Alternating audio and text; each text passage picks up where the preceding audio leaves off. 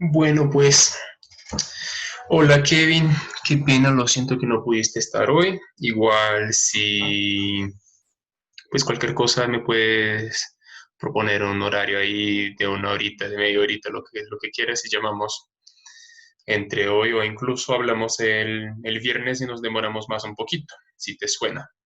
Am, pues qué, yo voy a arrancar ahorita con unos principios muy básicos sin los cuales no podemos progresar. Lo siento otra vez si estoy siendo demasiado básico y estoy siguiendo el cronograma del Ministerio de Educación. Entonces tú me avisas si todos esos conceptos ya te los sabías o si te estoy dando información redundante, lo que no quiero hacer, ¿vale? Entonces, porfa, que me retroalimentes por el WhatsApp y digas, ah, no, que eso está muy fácil, entonces que eso ya me lo vi, ya me lo sé todo. Pero igual yo creo que la forma como te voy a explicar, de cualquier forma siempre es útil recordarla. Voy a tratar de que aunque sea contenido, pues, básico, que sea interesante y muy seguro lo vas a aplicar en las próximas oportunidades futuras. Yo voy a compartir mi pantalla, ojalá que se vea. Mm, ya creo que estoy grabando. Entonces voy a empezar con algunos conceptos fundamentales sin los cuales no podemos pues hacer nada en física. Primera parte, básica, básica, básica, vectores, las famosas flechitas. Un vector básicamente, ¿qué es? Es un segmento de una recta, recordando que en matemáticas una recta es una línea infinita que va en una dimensión, pues esta es una recta, pero un vector es un segmento de esta recta, es decir, no es una recta entera, sino que una parte de ella. Um, ¿Y por qué solo una parte? Porque esta parte de la recta, que va a ser definida por su, por su largura, por qué tan larga es, eso va a ser su valor, el valor de nuestro vector. Entonces, para hacer un vector, tenemos que tener, pues, una dirección, que es decir, horizontal, vertical, derecha, izquierda, um, y tiene que tener también un sentido, es decir, no es solo vertical, horizontal, sino vertical hacia arriba, o entonces horizontal hacia la derecha. Y por convenciones es como pura decisión arbitraria. Arriba se considera positivo y a la derecha también positivo, mientras que abajo negativo y a la izquierda también negativo. Um, y esta derecha, izquierda, arriba, abajo, positivo y negativo, va a ser el sentido del vector. Entonces, que tiene que tener dirección y sentido. Y obviamente un valor. Si tiene esos tres componentes es un vector. Um, Voy a borrar esto. Pues bueno, ¿qué otras características fundamentales tiene un vector? Hasta ahora yo te expliqué que es hasta arriba, hacia abajo, a la derecha, izquierda, horizontal, vertical. Pero digamos que tengo un vector así. Voy a cambiar el color. Un vector acá. ¿Cómo es que lo puedo calcular? Pues básicamente es hacer su componente horizontal, que en este caso es hacia abajo, el vertical, digo que pena su componente horizontal, que es desde su base del vector hasta su extremidad, y también el componente horizontal, que es desde su base hasta su extremidad. Y eso se resuelve muy fácilmente con algo que ya debes estar harto de ver en el colegio, que son los triángulos rectángulos de trigonometría y un teorema de Pitágoras. Entonces, si quieres saber el valor de este vector, hay que saber, pues, sus sus componentes horizontales y verticales, y a través de un triángulo rectángulo se lo puedes saber. Entonces digamos que tengas acá 8, tengas acá 4, acá sería X, entonces mentira, son V, el vector V. V va a ser igual, pues, teorema de Pitágoras, la raíz de 8 al cuadrado más 4 al cuadrado. Y eso se resuelve tranquilamente con pues un teorema de Pitágoras, que no lo voy a hacer ahorita porque estoy un poquito de afán. Qué pena, pero como no llegaste, yo empecé a grabar la clase muy tarde. No hay problema, no es tu culpa para nada, solo que no lo había previsto. La próxima vez que pase, yo empiezo a grabarla de una. Cuando tengamos un vector que esté inclinado también, podemos pensar, pues, ¿cuál es este ángulo? Qué pena. ¿Cuál es este ángulo?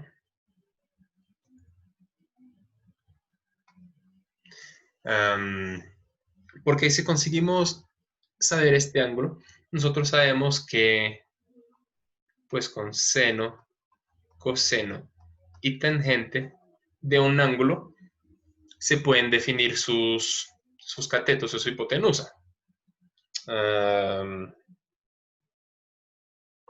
Por ejemplo, la tangente de este ángulo, digamos que sea el ángulo alfa. Queremos saber su tangente.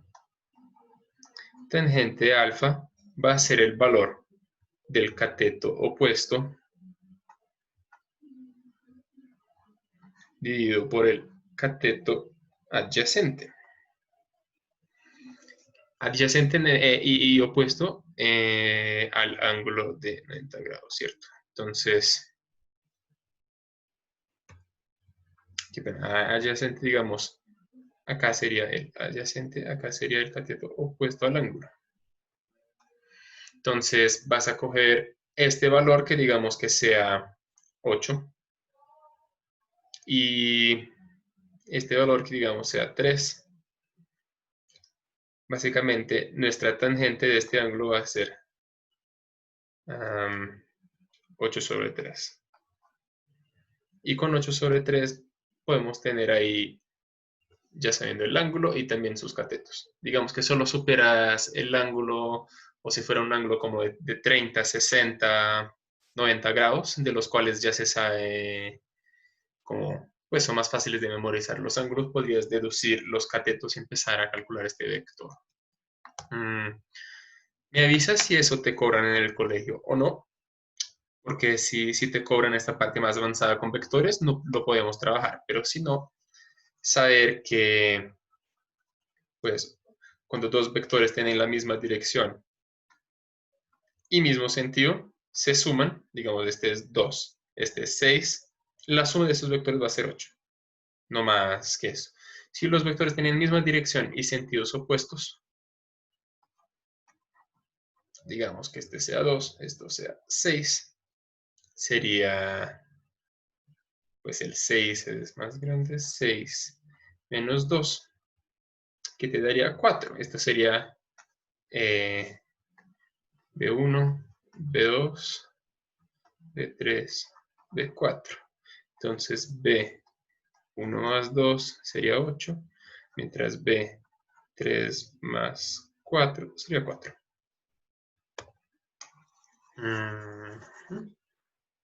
Y cuando tengas vectores en direcciones opuestas, pues direcciones distintas,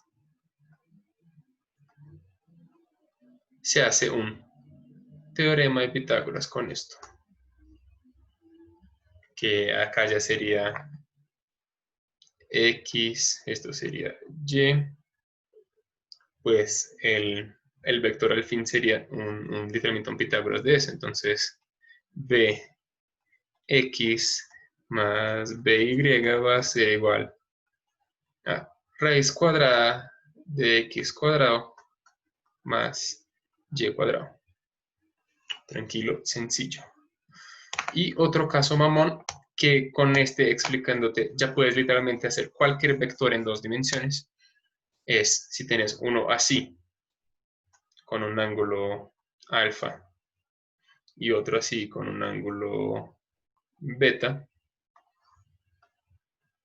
¿Cómo se lo calculas? Otra vez hay que identificar su componente en Y, su componente en X, Pitágoras de esto.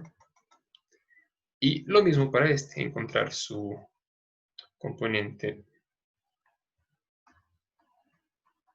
en Y, su componente en X, Pitágoras de esto. Y luego que lo tengas es sumarlos. Y los resultados de esta operación que hagas va a salir la suma de estos dos vectores. Por ejemplo, digamos que eso sea...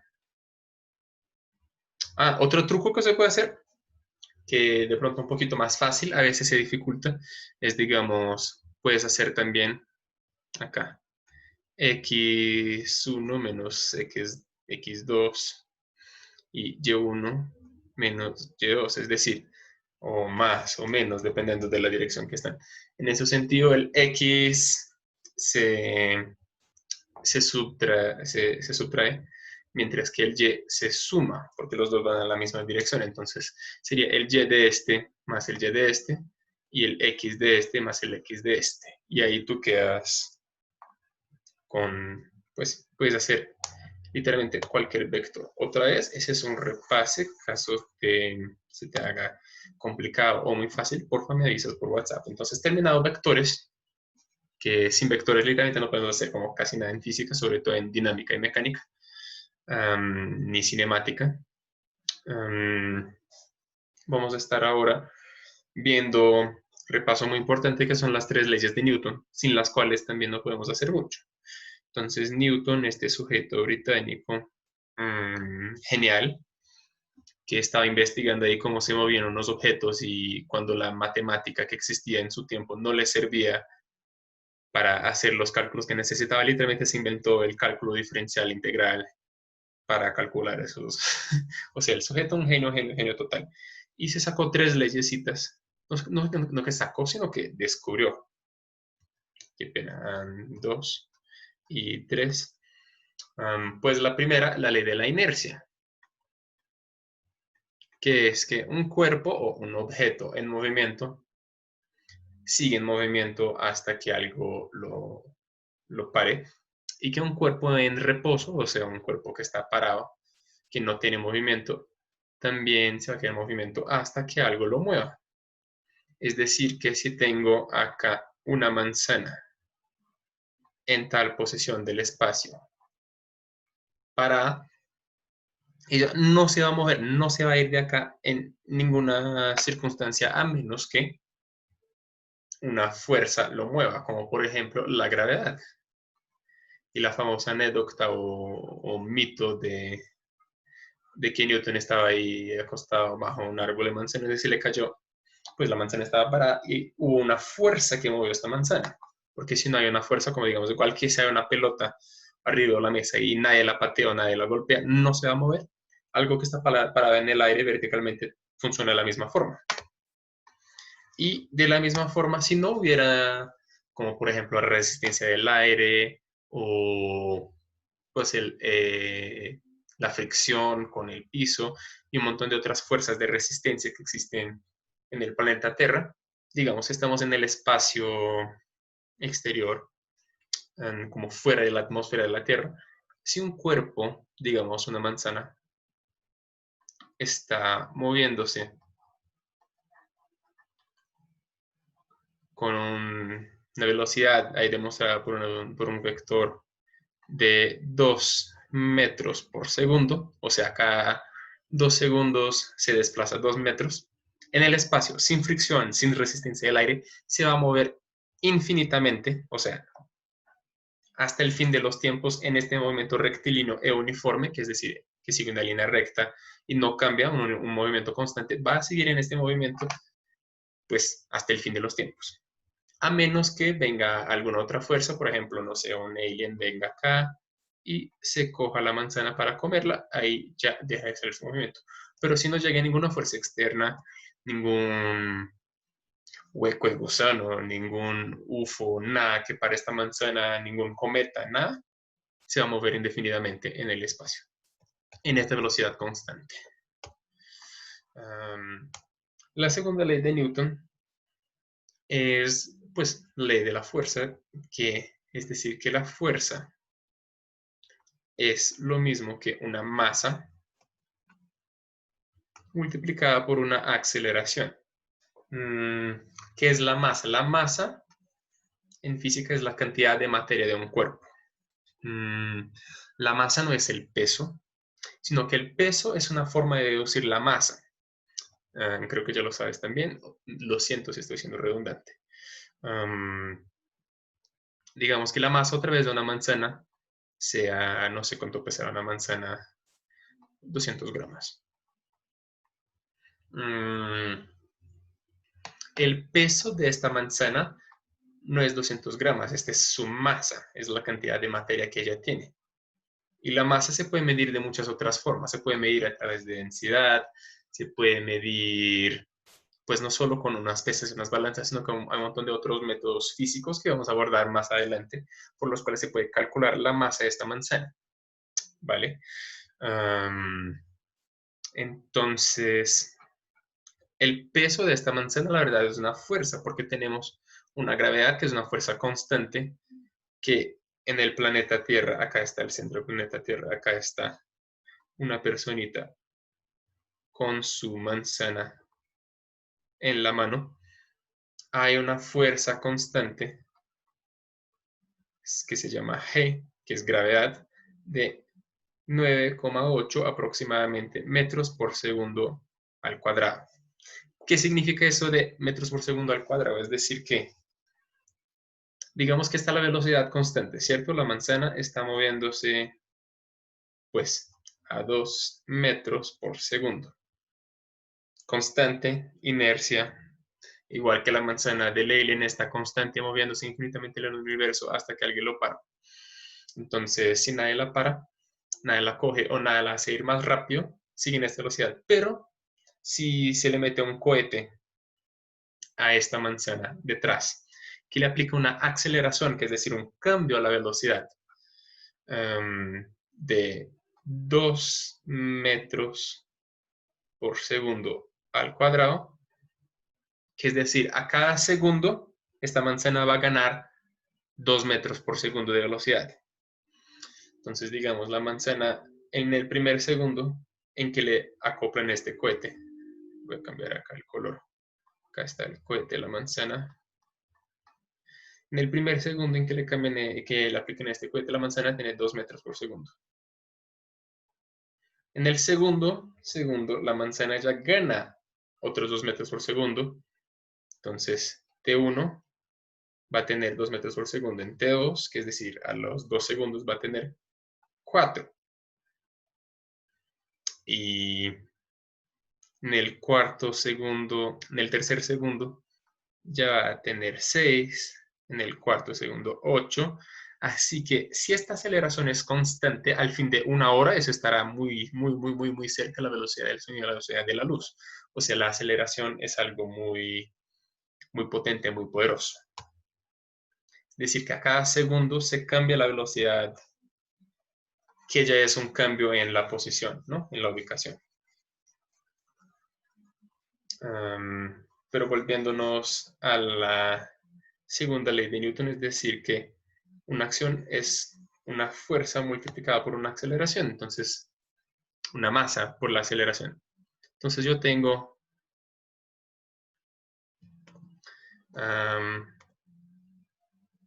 oh Dios, yo tengo una, qué pena, yo voy a cambiar acá una cosita muy rápida.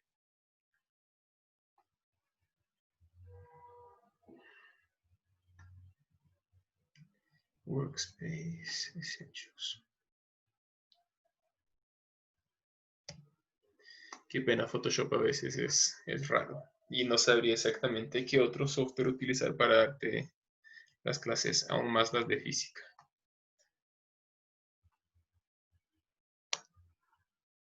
Entonces otra vez acá.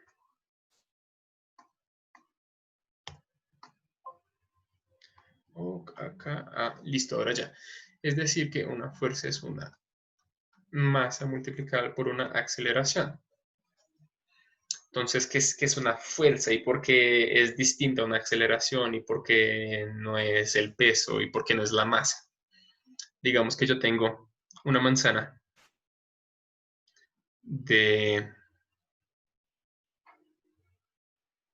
pues es una manzana enorme que tiene 2 kilogramos. Es una tremenda, de una gigante, una manzana. Que se está moviendo pues, no sé lo que se está moviendo, sino que está sometida a una aceleración de 2 metros por segundo al cuadrado. Esta manzana va a aplicar una fuerza sobre algún cuerpo que encuentre en su camino de 2 kilogramos, que es la forma oficial de la física para peso, para masa, lo siento, es que es muy sentido común decir masa y peso, pero no es la misma cosa.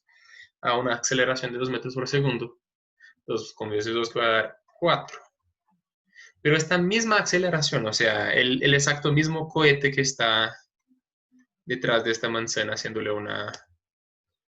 aplicándole una aceleración a una manzana mucho más grande que ya no tendrá 2 kilogramos, sino 16 kilogramos, la fuerza de esta manzana, simplemente cambiando el peso, digo la masa, lo siento, no, hay que liberarse de este vocabulario para física, va a ser a 2 veces 16. Entonces, con el mismo cohete, solo que con una manzana distinta, más pesada, ya no será 4, sino 32 la fuerza, con la misma aceleración. Es decir, de cierta forma que te atropella un camión a 20 kilómetros por hora a que te atropelle una bicicleta a 20 kilómetros por hora, el impacto es bastante distinto. O sea, la masa sí importa. Y de la misma forma, si la manzana tuviera todavía 2 kilogramos, pero tuviera un cohete que le cambia 16 metros por segundo al cuadrado, es decir, 2 veces más que la gravedad, casi, eso también sería un impacto mucho, mucho, mucho, mucho grande. Entonces, sabemos que la fuerza se da por la multiplicación de la masa por la aceleración. Y tercera ley de Newton, que es acción y reacción. Bueno, digamos que yo tenga, acá yo voy a ocultar esto, crear uno nuevo, una persona que está empujando con sus manos y toda su fuerza está ahí como súper concentrado para empujar una caja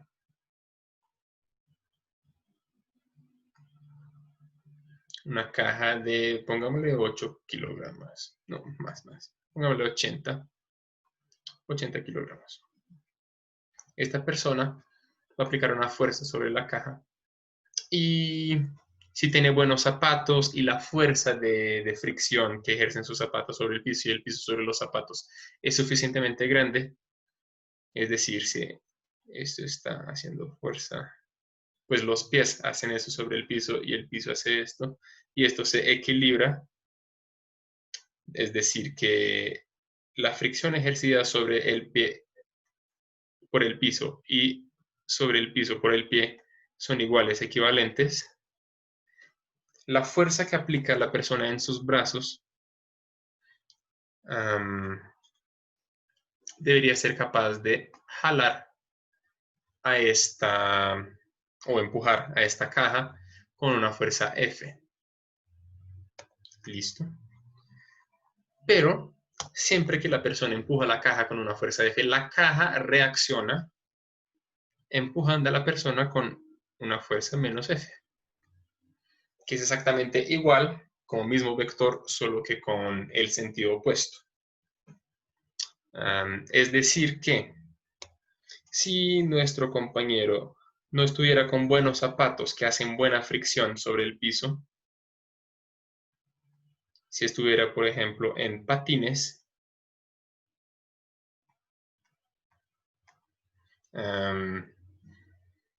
la fuerza de fricción de la caja, que digamos es muy bajita, la caja está como cubierta de aceite y se va fácil, pero ahora nuestro compañero está con patines y esos patines tienen una fricción muy, muy, muy, muy, muy pequeña, más pequeña que la que tiene la caja. Entonces, cuando esta persona empuja la caja también le va a empujar hacia atrás. Y como la fricción de la caja sobre el piso y del piso sobre la caja, pongámosle 8. Y acá la fricción de las ruedas sobre el piso y del piso sobre las ruedas sea 4 o hasta mismo 7,9, esta persona se va hacia atrás.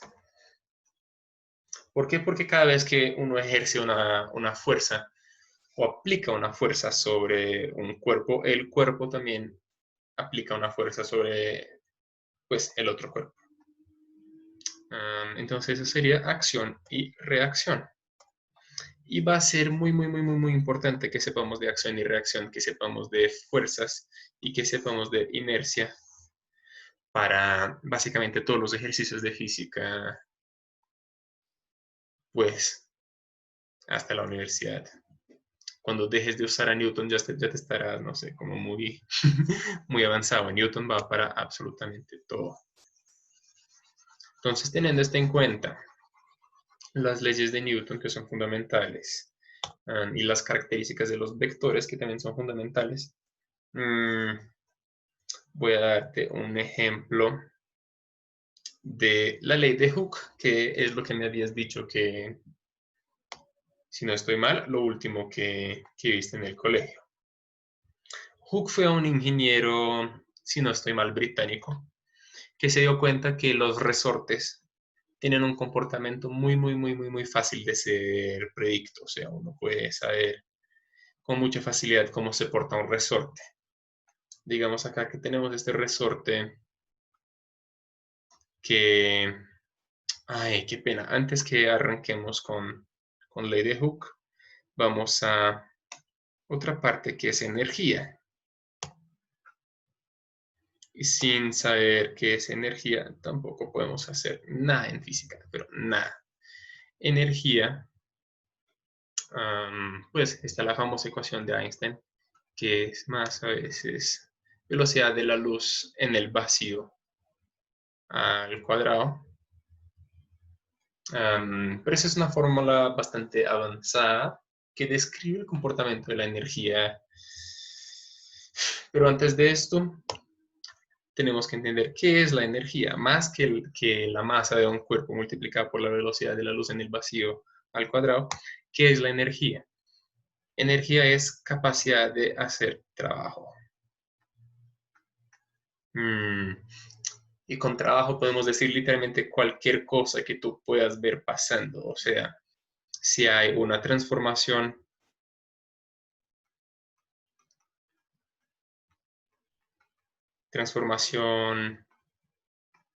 química, si hay movimiento, si hay pues una emisión de luz o de partículas, emisión, si hay una deformación o básicamente cualquier cosa que le pueda pasar a un cuerpo, si se estira, si se explota, si se cae, si se mueve, si estaba moviéndose y ya no está, eso es trabajo. Y para que exista trabajo hay que aplicarle energía. La energía se puede acumular de muchas formas y se manifiesta de muchas formas. Y no existe crear energía, creo. Toda la energía disponible en el universo ya está, el 100%. No hay más que esto. Eso veremos mejor en termodinámica, pero lo único que se puede hacer con la energía es transformarla. Digamos, yo tengo otra vez la manzana, que apenas si soy repetitivo con la manzana, es que se me hace un buen ejemplo. Tenemos acá la manzana. Está, pues está en esta está acá abajo y yo quiero subir la manzana, alzarla desde el piso 2 metros. Lo que estoy haciendo es darle a esta manzana energía potencial. ¿Por qué potencial? Porque a cualquier momento puede caer. Entonces, desde acá, la energía potencial de la manzana que estaba en el piso era 0. Acá arriba ya va a tener un valor superior a 0, que es decir que esta manzana contiene energía y puede transformar su energía potencial gravitacional en energía cinética, que se manifiesta en el momento en que se cae. Y cae la manzana en la cabeza del Isaac Newton, que lucía más o menos así, imagino. Pues bien, pues cuando se cae la manzana, eso es una transformación de energía. Ya tenía acumulada su energía potencial gravitacional y cuando se cae, se vuelve energía cinética. ¿Vale? De la misma forma, si alguien se come la manzana, todos los carbohidratos que están almacenados en esta manzana se van a cambiar de ser energía química, que está acá, alguien se la come, esto va a entrar a su sistema digestivo y acá se va a transformar en energía térmica. Por eso que es que si nosotros no comemos, no tenemos energía para vivir y pues morimos. Por eso es tan importante la alimentación. Es otra transformación de energía. Igual, no sé, si yo quiero quemar esta manzana, yo también estaría transformando su energía química en energía cinética. Listo, entonces volviendo ahora sí a los resortes de Hooke. Hooke fue un ingeniero que se dio cuenta que los resortes tienen un comportamiento muy fácil de comprender. Ellos se deforman, se estiran, se contraen de una forma bastante predecible. Entonces, digamos, yo tengo un resorte que tiene de largo X, ese es su largo, y yo le aplico una fuerza sobre este resorte, una fuerza F.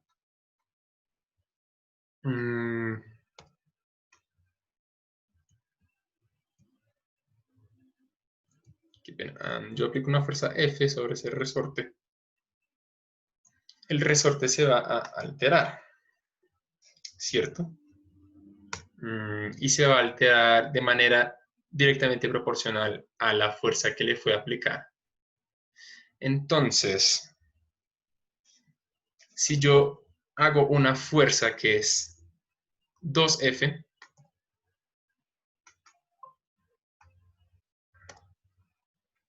qué pena, se me perdí la capa.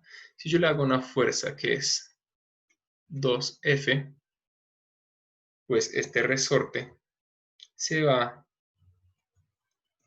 a estirar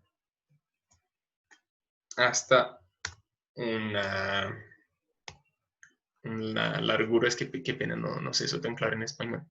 Un largo, pues va a tener una dimensión, un tamaño, que va a ser 2 veces X. Igual que este es 2 veces F, eso va a ser 2 veces X. Entonces, si hay una constancia, y si yo pongo 3 veces la fuerza inicial, yo voy a tener 3X. Y si yo pongo, pues, así proporcionalmente hasta que se explote el resorte se va a deformar una cantidad X de metros para una cantidad X de newtons, proporcional directamente. Entonces, lo que Hooke propone es una constante, que sería esta acá, que va a ser la fuerza dividida por pues la distancia que se estira este resorte. ¿Vale? Esta es la ley de Hooke, que se puede escribir de otra forma, que la fuerza es igual a la constante de deformación elástica multiplicada por la distancia o el largo que eso fue estirado. Muy bien, muy bien, muy bien. Lo que se hace es simplemente multiplicar por x a los dos lados, entonces ya queda. Entonces acá quedaría xf o xk, y acá x multiplicado dividido se corta, entonces queda esta elegante fórmula matemática.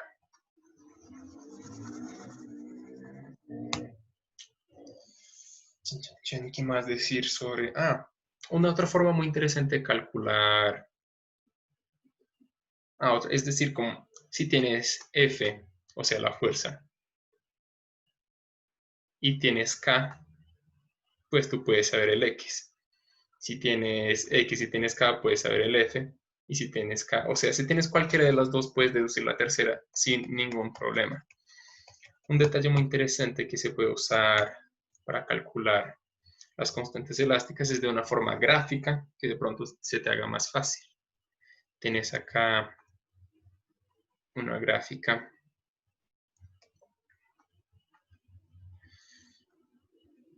Acá está fuerza.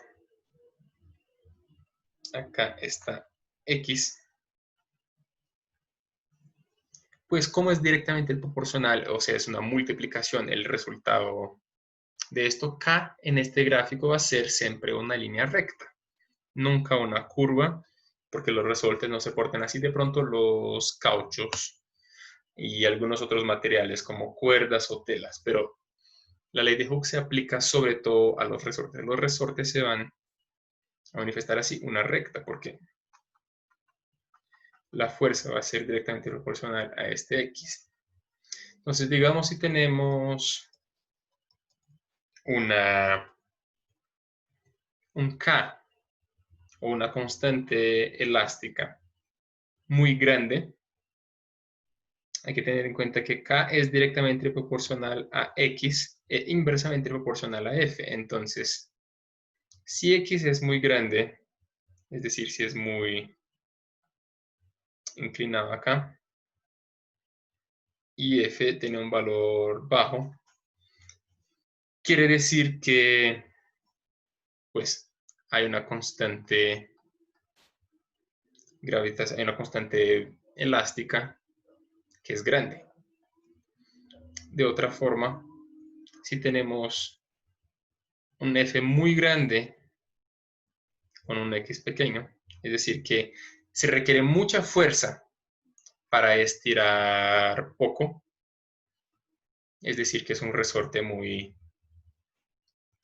resistente. Entonces se puede calcular gráficamente así y ya te explico un poquito mejor cómo. Entonces digamos que tienes una fuerza F y una deformación en X. La constante elástica va a estar acá. Y como puedes ver, acá está un ángulo. Acá estaría su cateto adyacente. Acá estaría su cateto opuesto. Es decir que K sería la tangente de este ángulo. Es otra fórmula trigonométrica y gráfica de calcularlo, que tiene total sentido si lo pensamos. Listo, entonces yo creo que hasta ahí quedamos. Y si llegaste hasta la ley de Hooke, si quieres algún ejemplo, algo me avisas, Kevin. Pero voy a volver acá a la presentación.